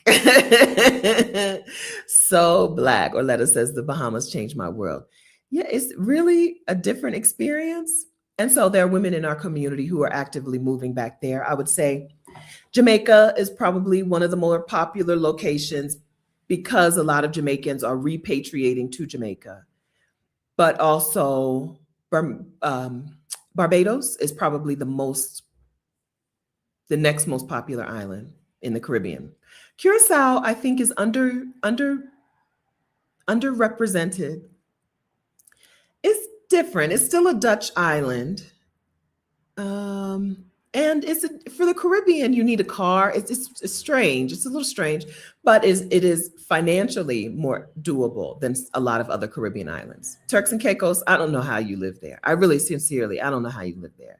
Curacao, I can see how people are living there. It's a tiny island. It's not that small, but the Caribbean, it's nice to be. And so Curacao is still a Dutch island. It's different. It's not like Barbados. Or I don't know, is Barbados on its own? Barbados, yeah, those islands, they're like liberated or whatever. Independence Day, independence. Yeah, that does make sense. That does make sense. It's very different. You feel less second class citizen. That's exactly, I agree with this 100%. In the United States, regardless of how black your city is, how black your town is, things were not set up for you. Whereas in the Caribbean, it feels really nice to just walk around, everybody black. That's why Caribbean people, traditionally, when you see them around the world, they don't necessarily speak to other black people like black Americans do. They don't get excited to see black people because where they live, everybody black. Black Americans, when we go abroad, we speak to black people when we see black people, and then we get upset when they don't speak back. But it's probably because they're from a place where they cannot speak to everybody black. They don't do that, right? When I walk past a black person and I say hi or buenos dias, and she don't say hi black, I'll be like, Jamaican. That's that Jamaican. But it's not their fault, right? It's because they're from a black place. They don't feel the need to say hi to everybody black. Whereas I do. I'm saying hi here in Bogota. I'm saying buenos dias. When you walk past me, if I think you might maybe consider yourself black, you're going to get this buenos dias. Okay. But if they don't say it back, I'll be like, Oh, it's Jamaica's Independence Day. Happy Independence Day, Jamaica. I'm sorry that I said that about y'all. But I just mean you don't have to say hi to all black people when you're Jamaican. It's not how they do things.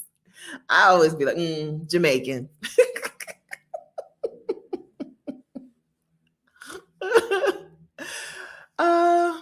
Yes, Nick Jones. I ran into other black people in Iceland and we hugged each other all over the world. All over the world. All over the world. It feels like a family reunion when you see other black people all over the world. Australia, I ran into a black woman in Australia and she was British. She was black British. Her husband was white.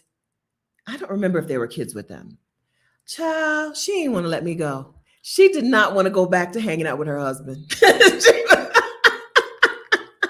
No, was that Australia or was that Bali? I was in both places very close together. I don't remember if we were in Australia or Bali. Now I'm thinking Bali because I kind of remember the corner we were on. I think we were in Bali. That lady, she didn't want to let me go. She did not want to go to lunch with her husband. She wanted to be my friend. all over the world. Some of these women I still keep in touch with. I don't know that I got in contact. Most of the time, you don't get contact information, but every now and then you just catch a vibe. And I'll be like, can I have your WhatsApp? And then I will pester you to death. Okay, where are you at now? What city are you at now? I met Uzo in the Philippines, in Vietnam. I'm riding my little bicycle. I see her standing outside of a tailor shop on the phone. I don't know if she was talking or texting. I know she was on the phone, but I can't remember if she was talking on the phone or texting on the phone. I feel like she was talking on the phone. I ride by on my bike and I was like, I know what's about to happen. Watch what's about to happen. Child, she flagged me down, hugged me. We talked and talked. She was from New York City. She's Nigerian, New Yorker, right? And we hung out. We were thick as thieves. We hung out for a long time in Vietnam. And then I left and went back. And then we met up again I might be confusing Uzo and Jazzy. I feel like this was Uzo. Jazzy, I don't remember how. I think I met Jazzy in a restaurant in the same town in Vietnam. Yeah, Jazzy from Chicago. Anyway, Uzo, but then weeks later, Uzo and I are both in Vietnam in Saigon, Ho Chi Minh City, both in Ho Chi Minh City. We go out, we party. I mean, we partied that night with a model from Uganda. Was she with a model from Uganda and then some sort of Latina? The four of us, we partied. we partied that night. We had an amazing. This is a different Jazzy. I think there's a famous Vietnam Jazzy who I never met. There's a famous Jazzy in Vietnam, but I met a different Jazzy in Vietnam who was from Chicago. Two different Jazzies in Chicago. There's a famous Black woman in Chicago, in Vietnam, but I never met her. I think she's a comedian. People will say they're coming and they're not coming. Okay, so those are my 8 dangers. Okay, monkeys will steal your stuff. Your bank and your cell phone provider will steal from you. You're always saying goodbye to people. You will fall in love with the food and then never have that food ever again. It's heartbreaking. It's heartbreaking. You will look stupid a lot, often. Bed bugs. You will have to contend with bed bugs at some point, at some time. Real danger. Port wine was my 7th real danger. And then my 8th real danger. People will say they're coming with you and then they will not come. Okay, that's my list. Do we need a number 9? Oh, hi. Okay, it's okay. Ife, you can start from the beginning if you want, or you can hang out with us here while we wrap things up. It's okay to slide the little slider over and start from the beginning and just act like you're live. It's okay. It's okay. Oh, Emancipation Day and Independence Day are 2 different things in Jamaica? Okay. All right, happy day, Jamaicans. I know y'all got y'all t-shirts on and y'all flags out, y'all Jamaican swimsuits on, y'all hats. I have jealousies. I have a list of things, of people. I have a list of people that I'm jealous of, or things about people that I'm jealous of. I am so jealous of the way Jamaicans love their flag and wear it. I will never, except Harlem Minded was like, girl, just use the red, black, and green flag, right? I will never know what it's like to have pride in my country's flag. But maybe I will adopt the red, black, and green. Maybe I got to get it when I get back there. I have not seen a red, black, and green flag in decades. I don't think I've seen it. I don't know. Maybe Delaware is sleeping on it. But I am very jealous of the way Jamaicans get to have pride in their flag. It's something as an American I will never know. Okay. Yes, you still got to go. Ashley says they will flake on you. You just go, right? Just go.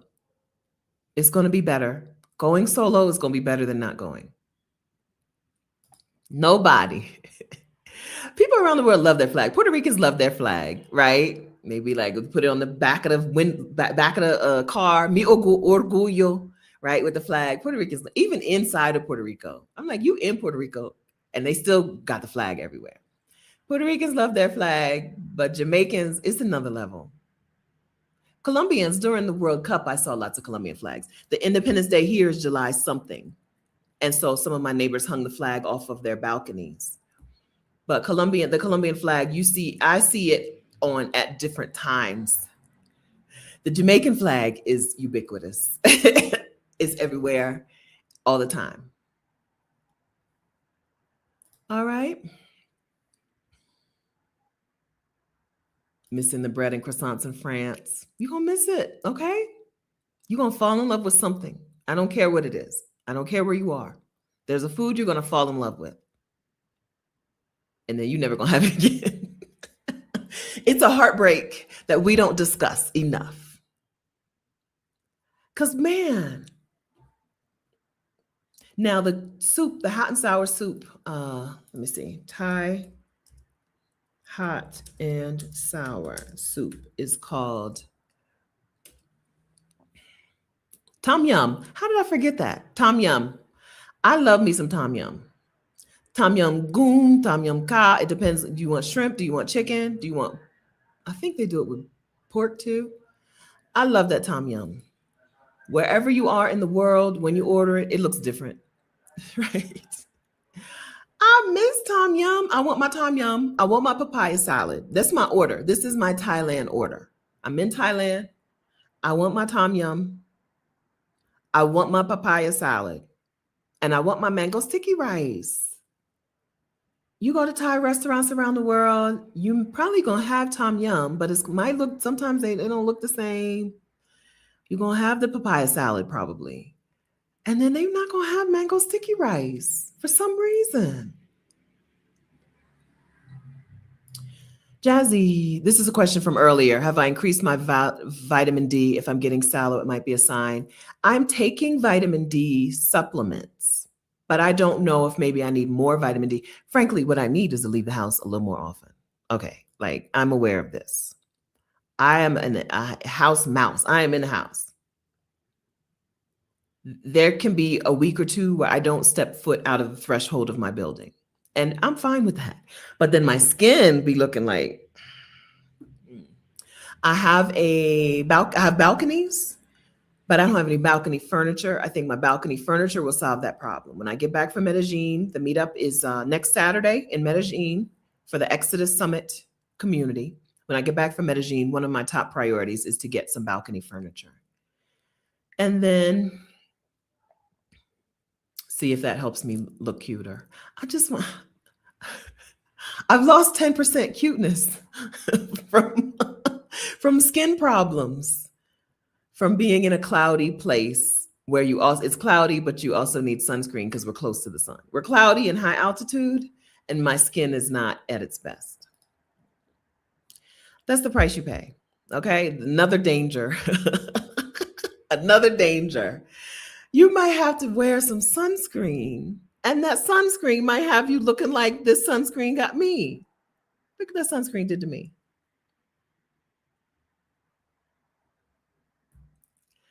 I'm using Black Girl Vitamins D3. D3 with K2 is the best. K2. Is that potassium? I'm using Black Girl Vitamins D3. Frankly, I take it. I eat it. It's a gummy. I eat it maybe 2 or 3 times a week. I'm not doing it every day like I should, which is why I still have bottles on bottles on bottles here in my little closet. But I do know that I need extra D3. I know that Black people, melanated people need extra vitamin D to begin with. And then here I am in a cloudy place and I don't go outside. So I am taking the vitamin D. I'm not as faithful as I should be, but I am taking the vitamin D. We need to find an actual meetup location for Saturday. And so look for me to start a little WhatsApp group inside of the Heartbeat group for everybody who's going for the meetup next Saturday, next week. Am I using tretinoin? I'm using retinoid. I don't know, retinol or retinoid. Some of this is the filter. Okay, understand that StreamYard filters me. I don't. StreamYard, we talked about this. I think that was just last week too. StreamYard's filtering me. In person, I just have regular skin. Some of this is against my will. The internet filters you against your will. I've turned everything off. I'm still being filtered against my will. But I'm using a retinoid. So right now I'm using I don't know, retinol or retinoid. I'm using Peter Thomas Roth retinol serum. And I'm using Viche collagen serum. And because of these discolorations, I'm using a vitamin C from Avene or Avene or whatever the little French brand is that you see in the drugstores. I'm using a vitamin C serum also. And then I use a Peter Thomas Roth face wash and moisturizer. Trying to get rid of these discolorations. So the sunscreen broke me out like crazy, and I have a lot of discoloration in various parts of my face. So I'm using sunscreen to help with that. I mean, I'm using vitamin C to help with that. Okay. Okay. Yeah, even when it's cloudy. So this is a place where even when it's cloudy, the sun will burn you. We're up there. High altitude is a strange life. It's a strange life. We're up there. That sun will burn you. Even though, because we're close to the equator and high altitude. Bogota is closer to the equator than I'm used to, and high altitude. So even on a cloudy day like today, that sun will burn you. And I don't, I only use whatever.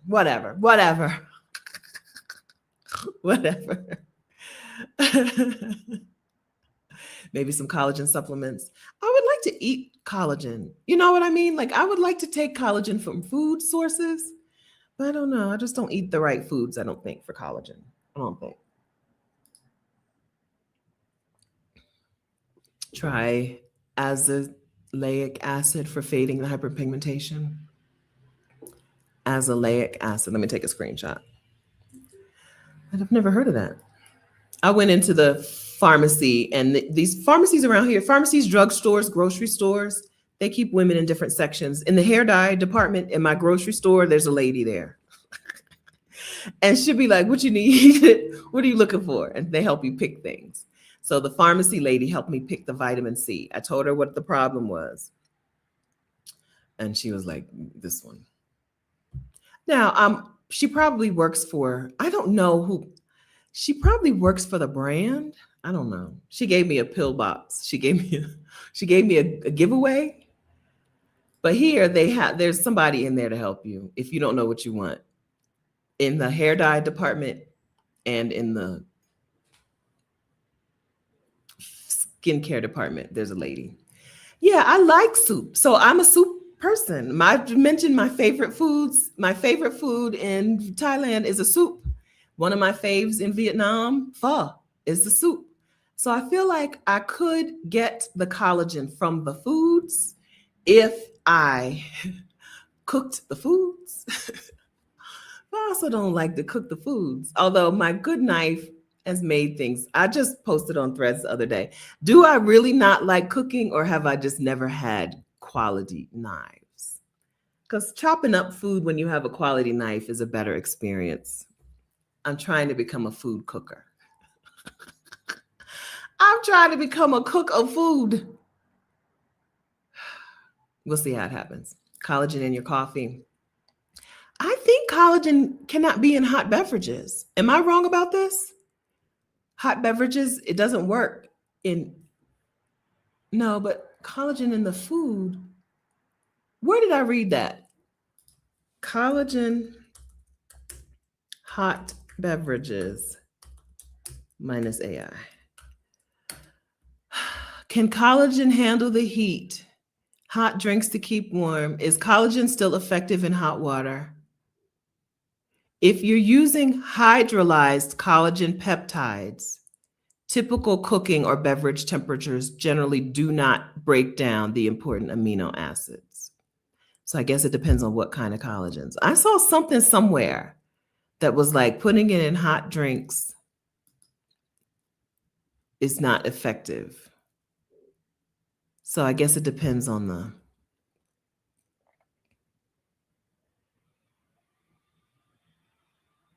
When you put collagen peptides in your coffee, a liquid that is well above most melting temperatures for triple helices, you're melting them.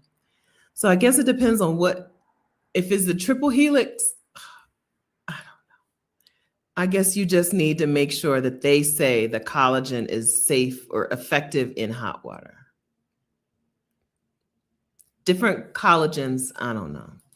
I did hear a couple years ago that that some collagens don't survive high temperatures.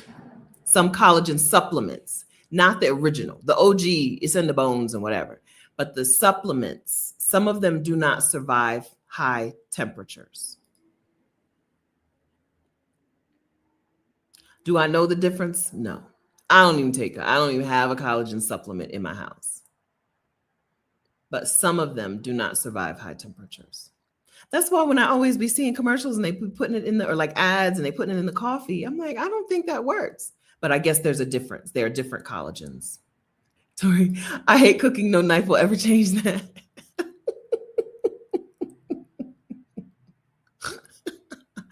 I'm trying, Tori, I'm trying. Okay, I'm trying to be a different person. I'm trying to be a better person. I'm trying to cook my food sometimes. This week I made salmon in the air fryer because I have Old Bay. I have a lot of Old Bay in the house. So I had salmon, and then I had carrots and zucchini. And cutting up them carrots. So now I don't have a peeler yet. So I did have to peel the carrot with a knife. But it was a good quality knife. And then chopping the carrot and the zucchini was so easy. And then I roasted them with butter and garlic. And then I had French fries. I didn't have a rice or potato option that I liked. So I had French fries. And I ate that for 4 days. Yeah, but cutting up them carrots and that zucchini. And I was like, oh, this wasn't so bad. This wasn't so bad. Cutting up the carrots and the zucchini was relatively easy. Maybe I don't hate cooking. I need to get a chopper. It's another thing on my list. I have a list when I get back. You know, I live my life from trip to trip. And I'll be like, there's no need in doing that right now. There's no need in getting that right now. I'm only going to be gone for 2 weeks. I'm acting like I'm going to be gone for 2 months. I'm only going to be gone for 2 weeks. Not even 2 weeks. I'm gone the 6th to the 15th. That's 9 days. I'm only going to be gone for 9 days, but there are things that I put off of my list because I was like, I'll just do this when I come back. Because, you know, if I only leave the house 5 times a month, I can't put everything at the top of my priority list. I'm going to leave today because it's the first of the month and I got to go pay Olga. And right now I'm paying her in cash. This is the thing that I need to find. So Colombia, good fruits and vegetables. I don't have any problem getting access to fruits and vegetables here. But I'm not seeing sweet potatoes or I don't know what a sweet potato looks like. Because that's a thing I would have put in roasted it. I would have put that in but either I'm not seeing sweet potatoes here or I don't know what a sweet potato looks like, or I have had my blinders on every time I've gone to the store. I can't find those sweet potatoes. I wouldn't go this far for me. There may be a time when chopping up my vegetables will feel meditative. I don't know if I'm ever going to get there. I'm a person who, back in the day when I was a runner, running felt meditative. And to some people that sounds crazy. But you just go out there and you're hearing the nature sounds, and all you hear is your footsteps and your breath. All you hear is footsteps and breathing. And there was a time, there's a time when you get in the zone.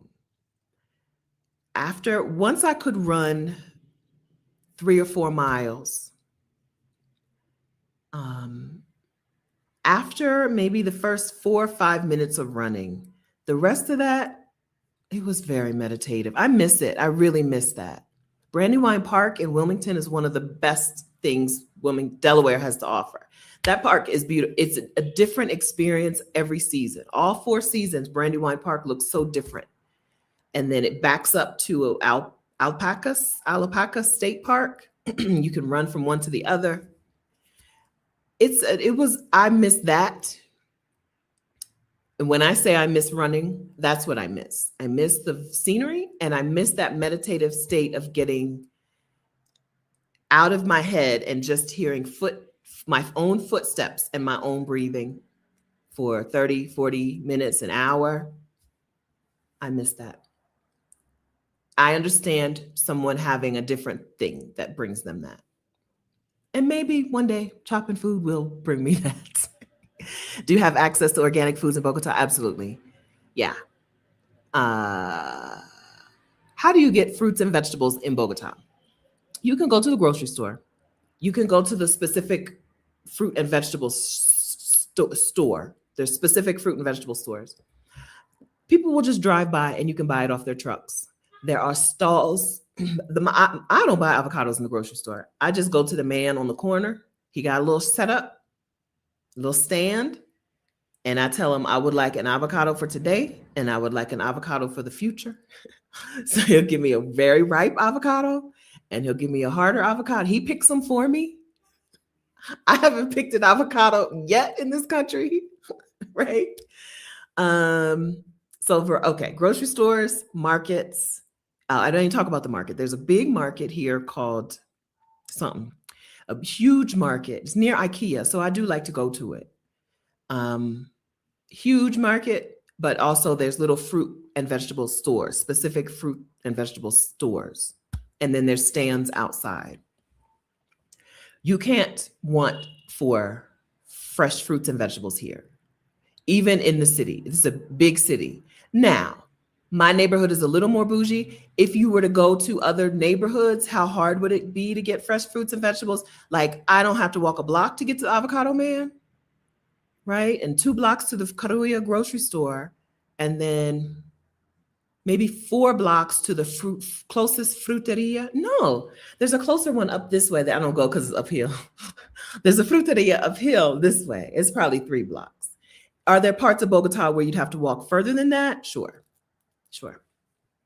I guess. I haven't seen the whole city, but I get. But for me, within 3 blocks, all of my needs are met. All of my needs are met. Yeah, fruteria. They sell fruits and vegetables. And that's where I'll be looking dumb, right? I'll be like, do you have... What were we looking for? Me and Harlem Minded. What were we looking for? And the man was like, it's right here. But they call it a different thing on the sign. What was it? Maybe maracuya. What is that fruit that everybody's like, it's so healing, eat that every day? We were in it. Do you have that? And you're like, it's right here. That's where I be looking dumb. I don't know. I don't know what y'all call this fruit. Everybody got a different name for the same fruit. I got to Google it and then ask you and then learn the other name. Okay. Yarbrough said it's a top city. Come on over. So I really enjoy it here. I think it's a great choice if you're good with this Bay Area weather. Soursop. Yes. The other name for it, whatever the other name for it is, you got to know both names. You got to know 3 names for every fruit. I think Bogota is a great choice. Guanabana. That's what it is. That's what they call it. Soursop, guanabana. You'd be like, it's right there. I'll be looking real dumb in that store. But I walk out with my fruit.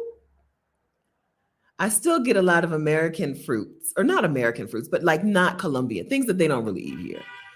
I mean, they do eat blueberries. You can get every store, there's a row of blueberries, right? But it's not a local thing, I don't think, and they're never ripe.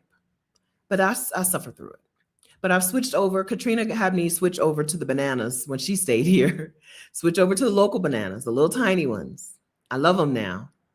I've switched from American bananas. I'm going to call it American bananas, okay?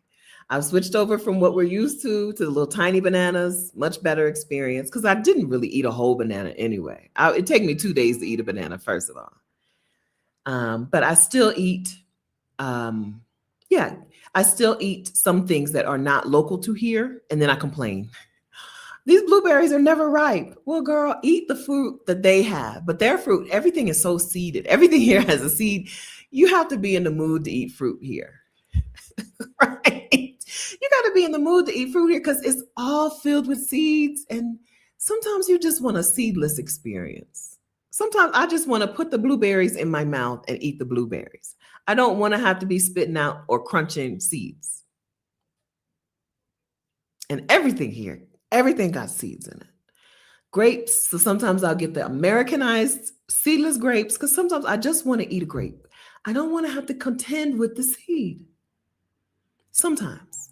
But I am trying to expand my Colombian fruit palette because they got all the fruits. Now, not all of them are good. They'll tell you they're all good. Some of them you don't need to eat that anymore. I don't need to have this experience anymore. But back to Bogota being a great place for Black people. I think if you're good with like Bay Area weather or Pacific Northwest weather, yeah. The problem here is permanent residency. The pathway to permanent residency here is lacking. It's not like Mexico or Costa Rica. In Costa Rica, I believe still, if you can verify that you have $60,000 in an account, no, not verify. If you're willing to put $60,000 in a Costa Rican bank account, you can become a permanent resident of Costa Rica. I believe that still exists, right? Easy pathway, simple, let's call it a simple pathway to residency, permanent residency. Mexico, if you have, I think, 70 some thousand dollars verified, not even in a Mexican bank, but just verified, or you make $4,000 or something per month or something like that, you're on the pathway to permanent residency. Colombia is like, are you a retiree and do you have income for life? If not, it's going to be harder. Not impossible. It's just not as easy as a Panama, Mexico, a Costa Rica, Ecuador. That is the barrier. But some people are retired, or some people have income for life, or there's an entrepreneur visa that is another pathway. Or you can buy property, you can buy something, and that's a pathway to residency. I know, Tori, but you know how it is. Sometimes you just don't want to deal with it. Tori said the seeds slow you down. Sometimes I'm good with it. Fine. Let me eat these grapes with seeds. And then sometimes no. Because I'm eating the grapes. I got crackers and cheese and grapes. And I just want to be able to eat them all together. And I don't want to have to deal with seeds and cracker in my mouth at the same time. That doesn't make sense. I'm not doing it. So sometimes I pay extra for the Americanized fruit. And sometimes I get the local fruit. And then some fruits you just eat the seeds. Sometimes I'm like, I don't care. I'm just eating the seeds.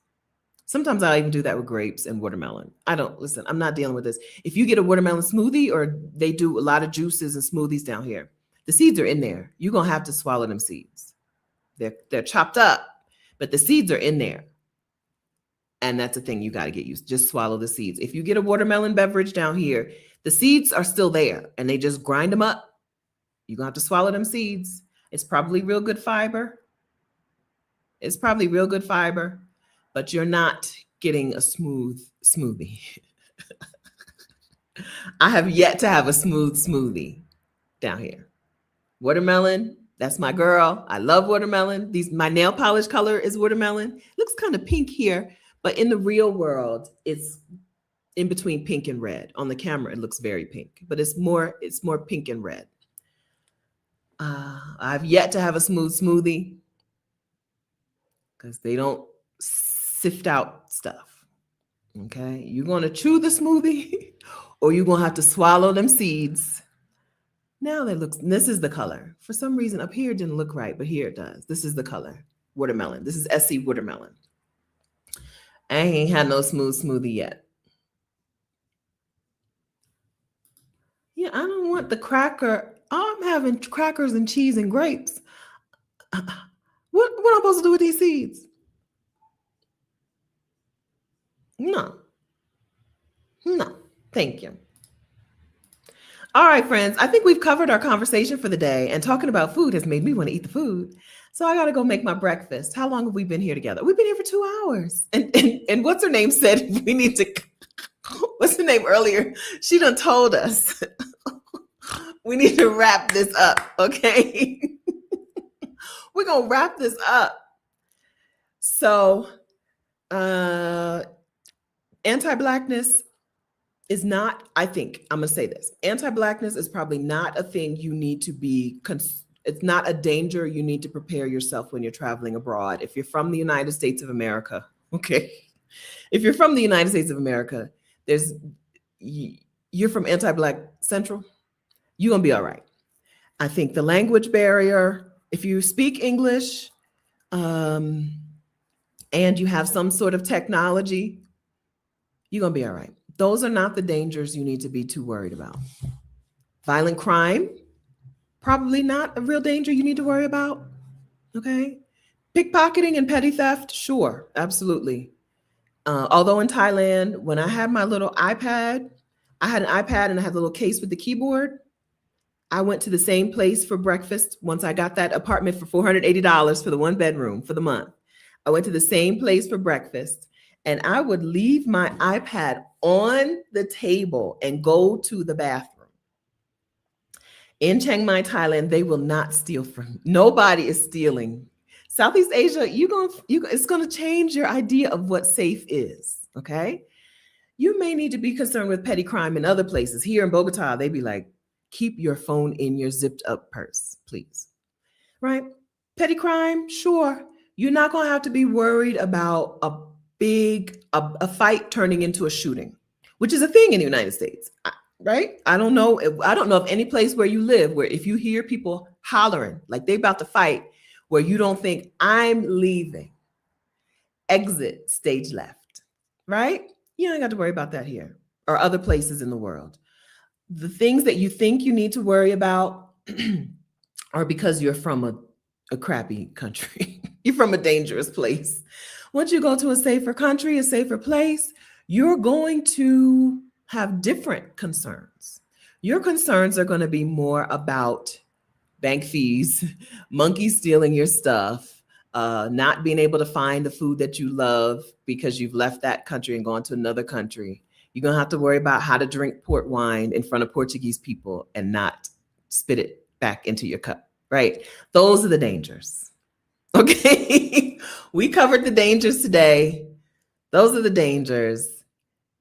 Use your good common sense and let the world be, let the world like open itself up to you and show you what it is instead of you being convinced that you already know because you're from the United States and you know things, you know everything. Right? Instead of being like, I know people are dangerous and stranger and whatever. Instead of that, see for yourself. Go see for yourself. Whether you're alone or you're traveling with your children or whatever. Traveling with children and traveling with old people is a real cheat code to see the best of a country because people will be so much nicer to you, even nicer when you're traveling with a senior citizen or when you're traveling with a child or children. People will go out of their way to extend themselves to you in a way that you are going to be flabbergasted, shocked, amazed. Let that happen. Let it happen, right? So I put solo on the title, I think, but it's like traveling as a woman, let's say, traveling as a woman, okay? I hope you enjoyed this conversation today. Go ahead and hit the like button before you go. Thank you. All right. Hit the share button if you want to share this conversation with a Black woman you know who would be interested in getting out, seeing the world, going somewhere else, right? Going somewhere else.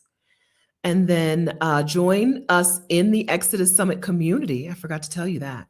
Okay, listen.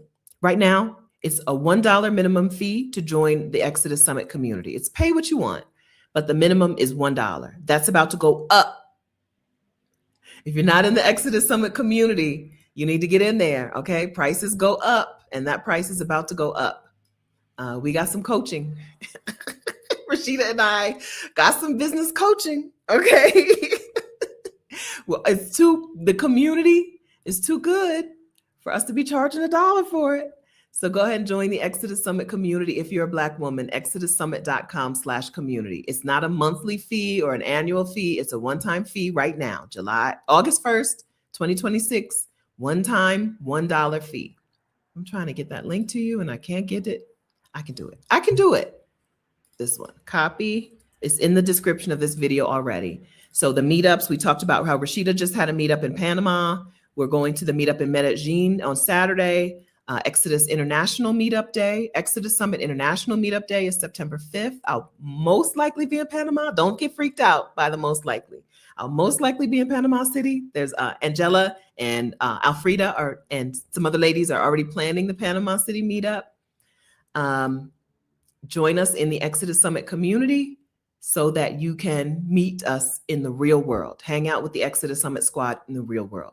You're much more likely, I'm gonna make up a stat. I don't have a real stat, but I'm gonna say your chances have doubled that you're gonna move abroad once you go to a meetup abroad, because you get to, number one, see like a day in that other place or in another place, and you get to meet other women who are doing it.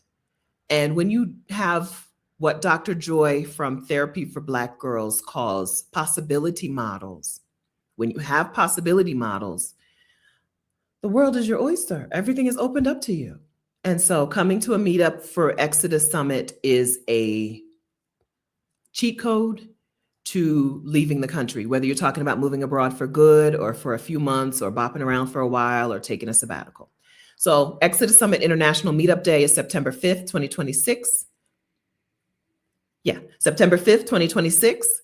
Meetups in Panama City, there's a meetup in Zaragoza, Spain, meetup in Cebu, Philippines. Someone just created a meetup for Cebu in the Philippines. If you're in Southeast Asia, Rashida will be in Guadalajara, Mexico, and all over the US. Meetups happening September 5th. So join us in this community, $1 to join, and get information. Come to a meetup or create a meetup.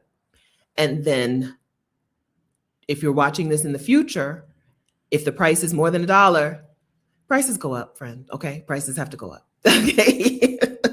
We left Facebook, which means we need to pay Francis to do more things that Facebook was doing for us automatically. And so prices go up. Thank you. Okay. All right. Thank you for being here and for hanging out. Hope you had a good time. Hope you had a good Saturday. Hope this was fun. You know, I love to tell you a good story. Okay. I love to tell you a story and share experiences and whatever. So I hope you took it in good fun, Jamaicans. Okay. I love you. I hope we're friends. I hope we're still friends. Okay.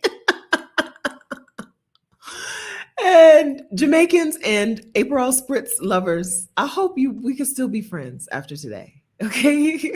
And port wine drinkers, I hope we can still be friends. I hope y'all have a wonderful weekend. I'll see y'all again. Happy August. Take good care. Bye.